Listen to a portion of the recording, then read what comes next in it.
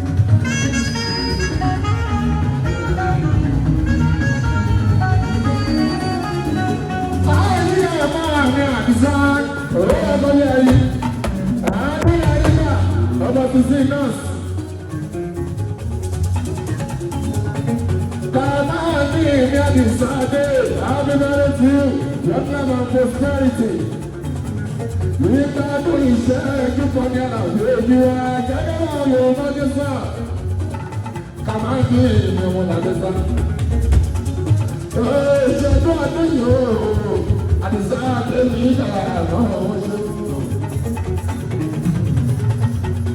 Àlẹ́ oṣù àgbẹ̀ yìí o, èèpo bí ti yìí rẹ̀. Àdìsá tẹ̀ o, ti jẹ́ ká àwọn èèyàn àdúgbò àtẹ̀. Àbọ̀sẹ̀ ní sísí náà sá àdìsá tẹ̀. Ìbádùn ìṣẹ́jú bá ní àṣẹ, kì í ṣáájú bá náà, èyí ti ní ìṣẹ́jú náà. Àdìsáàdì ìwọ̀n ọ̀pẹ̀ láì ní wọ́n pẹ̀lú pẹ́, olùṣàìsàn lágbára. Èyí tí ó kù, ọdún tó pọ̀, tó bá lè láyé ní ìgbà ìsọ̀nà, èyí fi ní àlè. Ní pé nígbàdígbà ìṣẹ̀lẹ̀ síbi tó ń lọ tọrọ owó fúnfún láàbàkàrà jẹ láíláí káwọn ní ọ̀rọ̀ wa níta àdìsáàbẹ̀ ẹ̀ka àwọn ọmọọṣẹ́ ìwà náà ẹ̀ka ìdánwò àdúgbò àwọn ọmọbìnrin bó ṣe jẹ́ ọ̀pẹ làbí máa ń fa ẹ̀fún orí wọ́jú. Ìgbà tí wọ́n lọ́jọ́ ìpínlẹ̀ àbáráṣọ ìpínlẹ̀ àkọ́kọ́ lọ́wọ́ ìrìnàjò àwọn ọ̀dọ́dọ́ yàwó ní ìjẹ́ ẹ̀rọ àbájáde àjọṣọ́ ìṣẹ̀lẹ̀ ọ̀hún.